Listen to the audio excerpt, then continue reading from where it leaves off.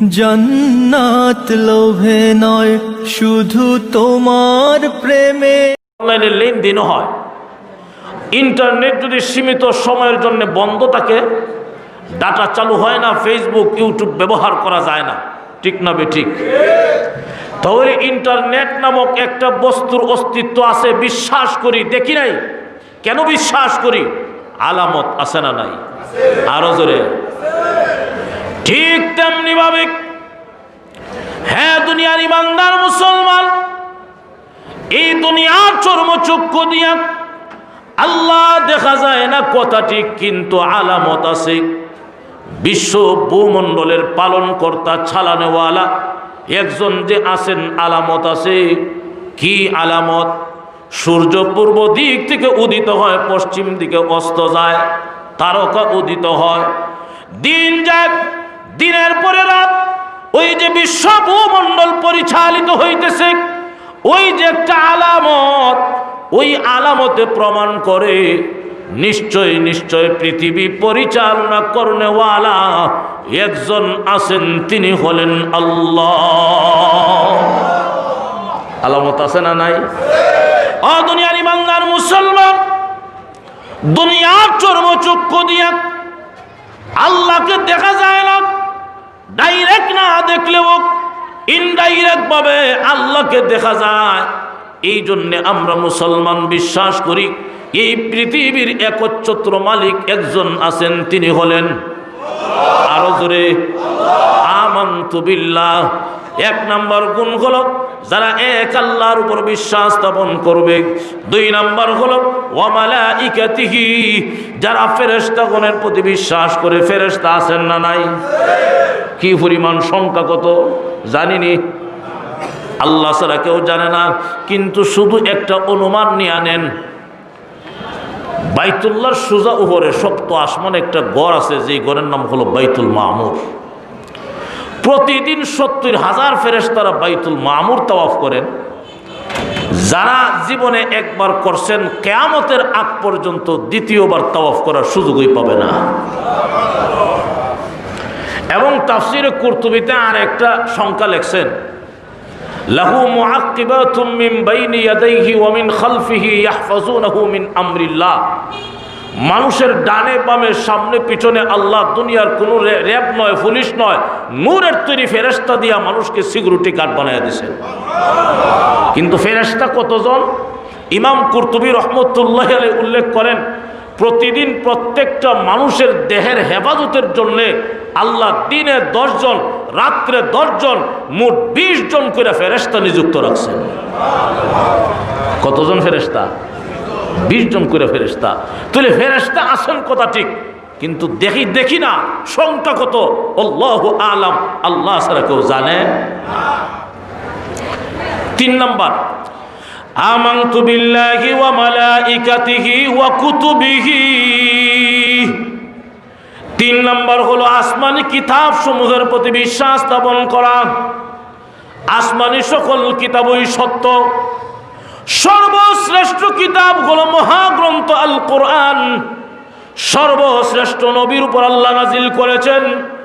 মশহুর রিওয়ায়াত অনুযায়ী এই 30 পারা কোরআন শরীফে ৬,৬৬৬ খান আয়াত। কোন মুসলমানের সন্তান যদি কোরআনের ৬,৬৬৬ আয়াতের মধ্যে কোন একটা আয়াতের বিধানকে মানে না, অস্বীকার করে, ওই মুসলমানের সন্তানের ঈমান থাকবে না। জোরে কোন ঠিক না বেঠিক? আল্লাহ পাক রব্বুল আলামিন জানায়া দিয়েছেন, 30 পারা কোরআনকে যারা বিশ্বাস করে তারা হলো মুমিন। 30 পারা কোরআন বিশ্বাস করা। 4 নাম্বার হলো ওয়া রুসুলিহি, সমস্ত নবী রাসূলগণের প্রতি বিশ্বাস স্থাপন করা। বাবা আদম থেকে নিয়ে আমাদের নবী পর্যন্ত 1,24,000, মতান্তরে 2,24,000, এর কম বেশি পয়গম্বর আল্লাহ পাক রব্বুল আলামিন দুনিয়ার জগতে প্রেরণ করেছিলেন। সকল নবী রাসূলগণ ছিলেন সত্য, এই কথাটা আমরা বিশ্বাস করি। সকল নবী রাসূলগণের মধ্যে আমাদের নবী হলেন সর্বশেষ নবী এবং সর্বশ্রেষ্ঠ সর্বশ্রেষ্ঠ নবী।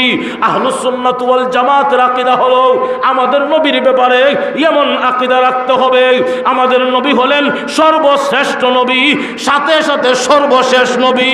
জোরে কোন ঠিক না বেঠিক? কোন মুসলমান যদি আমাদের নবীকে শেষ নবী মানে না, ওই লোকটা মুসলমানের উপরে জন্ম নিয়েও সে কাফের হয়ে যায়। জোরে কোন ঠিক না বেঠিক? এই জন্যে উলামায়ে কেরামের দাবি একটাই, যারা আমাদের নবীকে শেষ নবী মানে না, যেমন বর্তমানে কাদিয়ানী নামে যারা পরিচিত, উলামায়ে কেরাম তাদেরকে কাফের ঘোষণা দিয়েছেন। কাদিয়ানী কাফের। কেন? খতমে নবুয়ত মানে না, আমাদের নবীকে শেষ নবী মানে না, এই জন্য বলতে হবে ইমানের দাবি কাদিয়ানী কাফের। কাফের। জোরে কোন ঠিক না বেঠিক? কাদিয়ানী কাফের কেন? যে আমাদের নবীকে শেষ নবী মানে না। ঠিক না বেঠিক? শুধু সংক্ষেপে বলি, 4 নম্বর হলো ওয়ারুসুলিহি, সমস্ত নবী রাসূলগণের প্রতি বিশ্বাস করা। 5 নম্বর ওয়াল ইয়াউমিল আখিরি, আখিরাতের দিনের উপর বিশ্বাস করা। এই দুনিয়ার জগতের পরে আর একটা জগৎ সামনে আছে, আমাদের বিশ্বাস আছে তো? যেই জগতে আল্লাহর আদালতে দাঁড়ায় तमाम জীবনের হিসাব দিতে হবে, সেটাকে বলা হয় আখিরাতের জগৎ। এই আখিরাতের জগতের প্রথম ঘাট হলো, প্রথম স্টেশন হলো কবর। প্রথম স্টেশন কবর। আমরা মুসলমান আখিরাত বিশ্বাস করি। 5 নম্বর ওয়াল কদরি খাইরিহি ওয়া শাররিহি মিনাল্লাহি তাআলা, তকদিরের ভালো মন্দ যাই হয় কার পক্ষ থেকে হয়? আরো জোরে। এই গেল 6টা। আর 7 নম্বর এখানে ওয়াল বাসি বাদাল মাউত, মৃত্যুর পর পুনরায় জিন্দা হওয়া। এটা 5 নম্বর আর 7 নম্বর দুইটা মিলে একটা। আখিরাত যারা বিশ্বাস করে তারা মৃত্যুর পর পুনরায় জিন্দা হওয়ার প্রতি বিশ্বাস করে। ঠিক না বেটি? তো এই 6টা কথা নবীজির হাদিসে আছে না নাই? আন তুমিনা বিল্লাহি ওয়া মালাইকাতিহি ওয়া কুতুবিহি ওয়া রুসুলিহি ওয়াল ইয়াউমিল আখিরি ওয়া তুমিনা বিল কদরি খাইরিহি ওয়া শাররিহি মিনাল্লাহি তাআলা। এই 6টা গুণে যারা গুণান্বিত হবে, 1 নম্বর হলো এক আল্লাহর প্রতি যারা বিশ্বাস স্থাপন করবে, 2 নম্বর হলো ফেরেশতাদের প্রতি যারা বিশ্বাস স্থাপন করবে, 3 নম্বর হলো আসমানি কিতাব সমূহের প্রতি বিশ্বাস করা, 4 নম্বর হলো সমস্ত নবী রাসূলগণের প্রতি বিশ্বাস করা, 5 নম্বর হলো আখিরাতের দিনের প্রতি বিশ্বাস করা, 6 নম্বর হলো তকদিরের ভালো মন্দ যাই হয় আল্লাহর পক্ষ থেকে হয়, এই কথার উপর বিশ্বাস করা। এই 6টা গুণে যারা গুণান্বিত হবে, কোন কাফের সন্তান যদি 6 গুণে গুণান্বিত হয় তবুও সে মুমিন হয়ে যায়। আর কোন মুমিনের ঘরে জন্ম নিয়া এই 6 গুণের কোন 1 গুণ যদি মানে না তবুও সে কাফের হয়ে যায়। জোরে কোন ঠিক না বেঠিক? এই 6 গুণে গুণান্বিত যারা, তাদেরকে বলা হয় ঈমানদার। কি দা? আরো জোরে। আল্লাহ বলেন ইয়া আইয়ুহাল্লাযীনা আমানু, হে দুনিয়ার 6 কথায় বিশ্বাসী ঈমানওয়ালারা। এখন দেখেন তো আপনি এই ডাকের ভিতরে আছেন না নাই? ইয়া আইয়ুহাল্লাযীনা আমানু, হে দুনিয়ার 6 কথায় বিশ্বাসী ঈমানওয়ালারা। আল্লাহ পাক রব্বুল আলামিন তোমাদেরকে 3টা সবক দিবেন। কয়টা? আরো জোরে। 1 নাম্বার হলো ইত্তাকুল্লাহ, হে দুনিয়ার ঈমানওয়ালারা 1 নাম্বার সবক হলো আল্লাহকে ভয় করো। 2 নাম্বার হলো ওয়াবতাগু ইলাইহিল ওয়াসিলা, আল্লাহর নৈকট্য লাভের জন্য মাধ্যম তালাশ করো। 3 নাম্বার হলো ওয়াজাহিদু ফি সাবিলিহি, আল্লাহর রাস্তায় জিহাদ করো। এই 3টা কাজ যদি করতে পারো, 3টা সবক যদি মানতে পারো, আল্লাহ বলেন লাআল্লাকুম তুফলিহুন, আশা করা যায় তোমরাই সফলকামী হইবা। তুফলিহুনের ব্যাখ্যা হলো 3টা। 1 নাম্বার হলো দুনিয়ার জীবনের শান্তি, 2 নাম্বার হলো বেঈমান কাফেরের মোকাবেলায় বিজয়ী, 3 নাম্বার হলো মৃত্যুর পরে জান্নাতুল ফেরদাউসের মেহমান। জোরে কন্না সুবহানাল্লাহ। তুফলিহুনের ব্যাখ্যা কয়টা? 3টা। এটা হলো পুরস্কার। আল্লাহ বলেন 3টা গুণ যদি মানো পুরস্কার দিমু। তুফলিহুন তুফলিহুনের ব্যাখ্যা হলো তিনটা। দুনিয়ার জীবনের শান্তি দিমু, বেঈমান কাফেরের মোকাবেলায় বিজয়ী দান করব, আর যেদিন পৃথিবীর থেকে বিদায় হয়ে যাবে, মরতে দেরি হবে, আমি আল্লাহর তৈরি জান্নাতের মেহমান হতে দেরি হবে না। আমরা বাঙালি মানুষ আগে যদি লাভ না দেখি কোনো কাজে অগ্রসর হই না, ঠিক না বেটি? যদি দেখি লাভ আছে তখন অগ্রসর হই। আল্লাহ বলেন তো শোনো লাভটা কি? এক নাম্বার, দুনিয়ার জীবনে আমি আল্লাহ তোমাদেরকে শান্তির জীবন দান করব। এই শান্তির জীবনের অর্থ এটা নয় যে আল্লাহ বেশি টাকা পয়সার মালিক বানায় দিবেন। টাকা পয়সা বেশি হইলে শান্তি পাওয়া যায়? আরো জোরে, শান্তি দেওয়ার মালিককে। মনে যদি শান্তি থাকে, টাকা পয়সা লাগে না, আপনি যে কোনো জায়গায় ঘুমাইতে পারবেন। আর শান্তি যদি না থাকে, রাজ সিংহাসনে বৈশাও ঘুম থাকবে না। দুই নাম্বার, বেঈমান কাফেরের মোকাবেলায় আমি আল্লাহ তোমাদেরকে বিজয়ী দান করব। জোরে কন্যা সুবহানাল্লাহ। যে বেঈমান কাফেরের মোকাবেলা আমি আল্লাহ তোমাদেরকে বিজয় দিব, এটা আল্লাহর অগ্রিম ঘোষণা। তিন নাম্বার, মৃত্যুর পরে আমি আল্লাহ তোমাদেরকে জান্নাতের মেহমান বানাবো। দুনিয়ার জীবনে শান্তি, বেঈমান কাফেরের মোকাবেলায় বিজয়ী, মৃত্যুর পরে জান্নাত আমরা চাইনি? চাই। এখন আল্লাহ বলেন যদি সবক মানতে পারো তিনটা, আমি আল্লাহ পুরস্কারও দিব তোমাদেরকে, দুনিয়া আখিরাতের শান্তি দান করব। সবকটা কি? আল্লাহ বলেন এক নাম্বার, ইয়া আইয়ুহাল্লাযীনা আমানুত্তাকুল্লাহ, হে দুনিয়ার ছয় কথায় বিশ্বাসী ঈমানওয়ালারা, এক নাম্বার সবক হলো ইত্তাকুল্লাহ, আমি আল্লাহকে ভয় করো। কাকে? আরো জোরে। আমরা মুখে বলি আল্লাহকে ভয় করি, আমরা আল্লাহকে ভয় করি, এই কথাটা সকলেই বলি, এটা মুখে বলি কিন্তু কাজে নয়, ঠিক না বেটি? মুখে বলি আল্লাহকে ভয় করি কিন্তু নামাজ পড়ি না। মুখে বলি আল্লাহকে ভয় করি, সুদ খাওয়া ছাড়ি না। মুখে বলি আল্লাহকে ভয় করি, গুনার কাম ছাড়ি না। ও পৃথিবীর ইমানদার মুসলমান, আল্লাহ আদেশ দিয়েছেন আমি আল্লাহকে ভয় করো। ভয় কেন করব এবং কিভাবে ভয় করব? ভয় করার অর্থ কি? আল্লাহকে ভয় করার অর্থ হলো আল্লাহ যা আদেশ করেছেন তা মানা, যা নিষেধ করেছেন তা বর্জন করা। কোন মুমিন বান্দাবান্দি যদি আল্লাহর হুকুম মানে, আল্লাহর নিষেধ বর্জন করে, তবেই প্রমাণ হবে আল্লাহকে ভয় করে। জোরে কোন ঠিক না বেঠিক? আল্লাহ কোরআনের অন্য আয়াতে বলেন, ইয়া আইয়ুহাল্লাযীনা আমানুত্তাকুল্লাহ, হে দুনিয়ার ঈমানওয়ালারা, হাক্কা তুকাতিহি, আমি আল্লাহকে ভয় করো। ভয় করার মতো মুখে শুধু ভয় করিও না, তোমার কাজের মাধ্যমে প্রমাণ করে দাও তোমার অন্তরে আল্লাহর ভয় আছে। আমরা মুসলমান মুখে বলি আল্লাহকে ভয় করি, কিন্তু আমাদের কাজকর্ম দেখলে বোঝা যায় আমার অন্তরে আল্লাহর ভয় নাই। ও দুনিয়ার ইমানদার মুসলমান, এমন ভাবে দুনিয়ার জীবন যাপন করো, তোমার চাল চলন দেখলেই যেন বোঝা যায় তুমি একজন মুত্তাকি, তুমি একজন তাকওয়াওয়ালা। তোমার চাল চলন দেখলে বোঝা যায় না তোমার অন্তরে আল্লাহর ভয় আছে। কিন্তু আমরা মুখে বলি আল্লাহকে ভয় করি, কিন্তু কাজ এমন, কাজে বাস্তবায়ন করি যে আমার অন্তরে আল্লাহর ভয় নাই।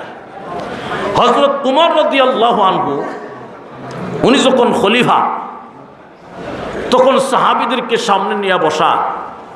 হযরত উমর সাহাবীদেরকে ডাক দিয়ে বলেন, ও সাহাবীরা, আচ্ছা তোমরা বলো তো দেখি, আল্লাহ যে বলেছেন ইত্তাকুল্লাহ, আল্লাহকে ভয় করো, এই কথাটার তাৎপর্য কি হবে? কোন সাহাবী দাঁড়ায় না। একজন সাহাবীর নাম ধরে ডাক দিলেন, ওনার নাম হলো উবাই ইবনে কাব রাদিয়াল্লাহু আনহু। হে উবাই, তুমি দাঁড়াও, আল্লাহ যে বলেছেন ইত্তাকুল্লাহ, আল্লাহকে ভয় করো, এই কথাটার তাৎপর্য কি? কিভাবে চললে আল্লাহকে ভয় করা হয়? উবাই ইবনে কাব বলেন, ইয়া আমিরাল মুমিনিন, আগে আমি আপনার কাছ থেকে জানতে চাই, আপনি কি কোনোদিন কাঁটাওয়ালা জঙ্গল দিয়া সফর করছেন? যেই জঙ্গলের মাঝখান দিয়া, মধ্যখান দিয়া চিকন একটা রাস্তা, এমন রাস্তা দিয়ে কি কোনোদিন গেছেন? হযরত উমর বলেন, হ্যাঁ গেছি। কিভাবে গেছেন? হযরত উমর বলেন, এই কাটাওয়ালা জঙ্গলের মধ্যখানের রাস্তা দিয়ে আমি যখন যাব, সর্বপ্রথমেই আমার কাপড় চোপড়টা একটু ভালো করে গুঠাই, এরপরে একটা কদম সামনের দিকে ফেলি, আর পিছনের দিকে তাকায়া দেখি কোনো কাটানি আমার গায়ে লেগেছে, এইভাবে একটা কদম সামনে ফেলাই, আর পিছনের দিকে তাকায়া দেখি কোনো কাটানি আমার গায়ে লাগছে, এইভাবে করতে করতে কাটাওয়ালা জঙ্গল অতিক্রম করি। আপনি আমি কিভাবে যাই? কোনো জঙ্গলের মাঝখান দিয়ে যদি রাস্তা হয়, এই রাস্তা দিয়ে যখন যাব, সর্বপ্রথমে কাপড় চোপড়টা খুব ভালো করে টাইট করে বান্ধি, ঠিক না বেটি? এরপরে একটা কদম সামনে ফেলাই, আর সাইডে তাকায় দেখি কোনো কাটানি লাগছে। উবাই ইবনে কাব ডাক দিয়া বলেন, ইয়া আমিরাল মুমিনিন, ঠিক তেমনি ভাবে এই বিশ্ব ভূমণ্ডল, এই দুনিয়ার জগৎটা হলো একটা গুনার কাটায় ভরা জঙ্গল। এই জঙ্গলের মধ্যখান দিয়া সিরাতে মুস্তাকিম, জান্নাতে যাওয়ার চিকন রাস্তা। ইয়া আমিরাল মুমিনিন, এই দুনিয়ার জীবনটা হলো গুনার কাটায় ভরা একটা জঙ্গল। এই জঙ্গলের মধ্যখান দিয়া সিরাতে মুস্তাকিম, জান্নাতে যাওয়ার রাস্তা। এই দুনিয়ার জমিনে জান্নাতে যাওয়ার রাস্তার উপর, সিরাতে মুস্তাকিমের উপর এমন ভাবে তোমার জীবনটা চালাও, এই দুনিয়ার জীবনে এমন ভাবে তুমি জীবন যাপন করো, বেনামাজির গুনার কাটা যেন তোমার গায়ে না লাগে, এমন ভাবে দুনিয়ার জীবনটা চালাও। সুদের গুনার কাটা যেন তোমার গায়ে না লাগে, এমন ভাবে দুনিয়ার জীবনটা চালাও। ঘুষের গুনার কাটা যেন তোমার গায়ে না লাগে, এমন ভাবে যদি দুনিয়ার জীবন চালাইতে পারো, এটার নামই হয় তাকওয়া। আর যেই লোকটা এমন ভাবে চলে, তাকে বলা হয় মুত্তাকি। যে তাকওয়া কোন জিনিসের নাম? আল্লাহকে ভয় করা। এটা কি? যে আল্লাহকে ভয় করার অর্থ হলো দুনিয়াতে এমন ভাবে জীবনযাপন করো, কোনো গুনার কাটা যেন তোমার গায়ে না লাগে, এমন ভাবে যদি চলতে পারো, এটার নাম হলো তাকওয়া। কথা বুঝাইতাম পারছি? আল্লাহ বলেন, ইয়া আইয়ুহাল্লাযীনা আমানুত্তাকুল্লাহ, হে দুনিয়ার ছয় কথায় বিশ্বাসী ঈমানওয়ালারা, এক নম্বরের সবক ইত্তাকুল্লাহ, আমি আল্লাহকে ভয় করো। আমি আল্লাহকে ভয় করো। আল্লাহকে ভয় করার অর্থ হলো নামাজ ছাড়িও না। আল্লাহকে ভয় করার অর্থ হলো সুদ খাইও না। আল্লাহকে ভয় করার অর্থ হলো ঘুষ খাইও না। আল্লাহকে ভয় করার অর্থ হলো অন্যায় করো না, জুলুম করো না, গুনার কাজ করো না। এমন ভাবে যদি চলতে পারো, তবেই বোঝা গেল তোমার অন্তরে আল্লাহর ভয় আছে। আল্লাহ কোরআনে বলেন, ইয়া আইয়ুহাল্লাযীনা আমানুত্তাকুল্লাহা হাক্কা তুকাতিহি, হে দুনিয়ার ঈমানওয়ালারা, আমি আল্লাহকে ভয় করো। ভয় করার মতো মুখে যেমন ভাবে উচ্চারণ করো তুমি আল্লাহকে ভয় করো, তোমার এই দুনিয়ার কাজ কর্মে তুমি প্রমাণ করাইয়া দাও। গুনার কাজে লিপ্ত হয়ে না বান্দা বান্দি, গুনার কাজ করিও না। তোমার কাজে প্রমাণ করাইয়া দাও তোমার অন্তরে আল্লাহর ভয় আছে। তোমার কাজে প্রমাণ করাইয়া দাও। এক নম্বর সবক, আল্লাহকে ভয় করো, অর্থাৎ গুনার কাম করিও না। আমরা অনেকেই চাই আল্লাহর ভয়ে গুনার কাছ থেকে বাঁচতে চাই, কিন্তু পারি না, এরপরও গুনার কাজ করি, ঠিক না বেটি? অনেক সময় উলামায়ে কেরামের জবান থেকে যখন আলোচনা শুনেন, তখন মনে একটা পরিবর্তন এসে যায়। যা জীবনে যা করার করছি, আর করতাম না, গুনার কাম করতাম না, সুদ খাইতাম না, ঘুষ খাইতাম না, এমন মনোভাব মাঝে মধ্যে তৈরি হয় কিনা? হ্যাঁ। এরপরেও আমরা গুনার কাজ করি। কেন গুনার কাজ করি তার একটা কারণ বলি। একটা মানুষের বডিতে দুইটা শক্তি কাজ করে। কয়টা শক্তি? একটা হলো দেহের শক্তি, আর একটা হলো আত্মার শক্তি, ঠিক না বেটি? দেহ বানাইছেন আল্লাহ মাটি দিয়া। এই দেহটা কিভাবে শক্তিশালী হবে? আল্লাহ এই দেহের যত খাবার তৈরি করেন সবকিছু মাটি থেকে উৎপন্ন করেন, ঠিক না বেটি? মাটির তৈরি দেহ সুস্থ থাকার জন্য মাটি থেকে উৎপন্ন বস্তু আমরা দৈনিক কয়বার খাই? কথা বলেন। আপনি সুস্থ থাকার জন্য দৈনিক কয়বার খান? এক ওয়াক্ত যদি না খান মেজাজ ঠিক থাকে তো? 3 বেলা যদি না খান সুবহানাল্লাহ, মেজাজ গিয়ে আসমান উঠে, ঠিক না বেটি? তাহলে আমার দেহটা শক্তিশালী রাখার জন্যে আমি দৈনিক 3 বার খাবার গ্রহণ করি, যার কারণে আমার দেহটা হয় শক্তিশালী। কিন্তু আর আত্মা নামক আরেকটা বস্তু আমার দেহের ভিতরে আছে, যেই আত্মা আল্লাহ পাঠাইছেন লৌহে মাহফুজ থেকে। আত্মার খাদ্য হটাইছেন, খাবারও হটাইছেন আল্লাহ লৌহে মাহফুজ থেকে, ঠিক না বেটি? মহাগ্রন্থ আল কোরআন, জিক্রুল্লাহ, এগুলো হলো আত্মার খাদ্য। কিন্তু আজকে আমি দেহের খাদ্য দিয়া দেহকে শক্তিশালী বানাইলাম, আত্মার খাদ্য ঠিক মতে না দেওয়ার কারণে আমার আত্মা সবল না দুর্বল? আরো জোরে, দুর্বল। আমার আত্মা দুর্বল আর দেহটা শক্তিশালী। আর দেহের কামই হলো মানুষকে গুনার দিকে ধাবিত করা। দেহের চাহিদা কি? দেহের চাহিদা কি? গুনার দিকে ধাবিত হওয়া। কারণ এই দেহটা 4 বস্তুর উপাদান দিয়ে বানানো, আগুন, পানি, মাটি, বাতাস। 4 বস্তুর অভ্যাস খারাপ, 4 বস্তুর অভ্যাস মানুষকে গুনার দিকে ধাবিত করা। দেহের চাহিদা হলো গুনার কাজের দিকে যাওয়া।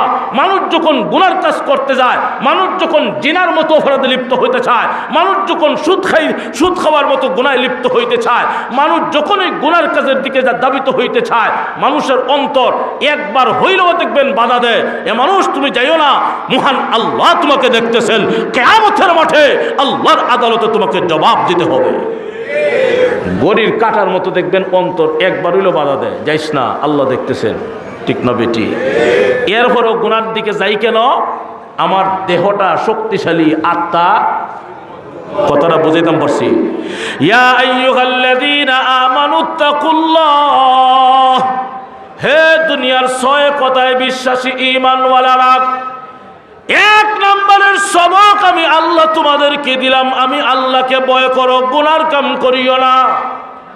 আমি আল্লাহকে ভয় করো, সুদ খাইও না, ঘুষ খাইও না, জিনা করো না, আরেক লোকের সম্পদ আত্মসাৎ করো না। এইভাবে যদি চলতে পারো তবেই বোঝা যাবে তুমি মুত্তাকি, তুমি তাকওয়াওয়ালা। আমরা চাই আল্লাহকে ভয় করতাম, কিন্তু পারি না। কেন পারি না? আমার দেহটা শক্তিশালী, আত্মা দুর্বল। আত্মা দুর্বল কেন? আত্মার খাদ্য ঠিক মতে না দেওয়ার কারণে। ও দুনিয়ার ইমানদার মুসলমান, গুনাহ থেকে যদি বাঁচতে চাও, আত্মার খাদ্য দেওয়া ছাড়া বিকল্প রাস্তা নাই, ঠিক না বে ঠিক?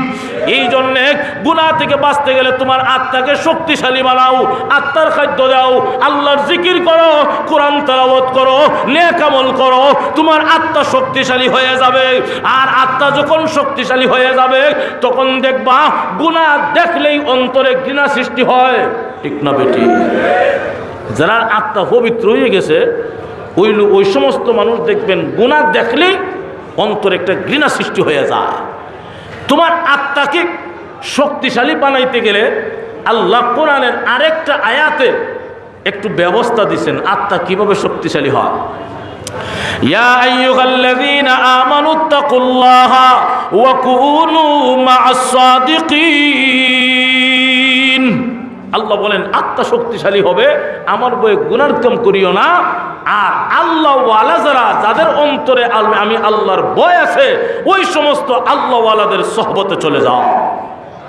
আল্লাহ ওয়ালাদের সোহবতে গেলে আল্লাহর রহমত তোমাকে মশারির মতো ডাকিয়া লইব।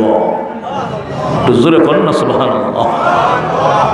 এই জন্য আল্লাহ ওয়ালা উলামায়ে কেরামের সাথে থাকতে হবে, তবেই আমার অন্তর পবিত্র হওয়ার, আমার আত্মা শক্তিশালী হওয়ার আশা করা যায়, ঠিক না বেটি?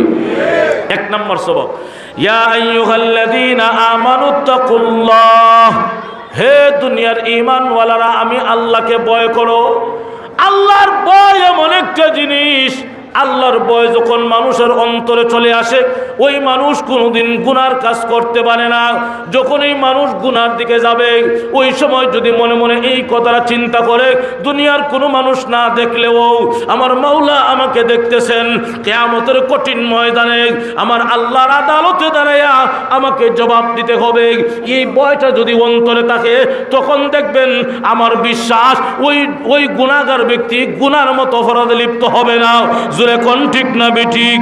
এই জন্যে ভাইয়ের আমার অন্তরে আল্লাহর ভয় আনতে হবে। 2 নাম্বার হলো ওয়াবতাগু ইলাইহিল ওয়াসিলা, আর তোমরা মাধ্যম তালাশ করো আল্লাহর নৈকট্য অর্জনের জন্য। মাধ্যম তালাশ করো। এই মাধ্যমটা কি? সমস্ত নেক আমলের মাধ্যমে আল্লাহর নৈকট্য অর্জন করা যায়। জোরে কোন ঠিক কিনা?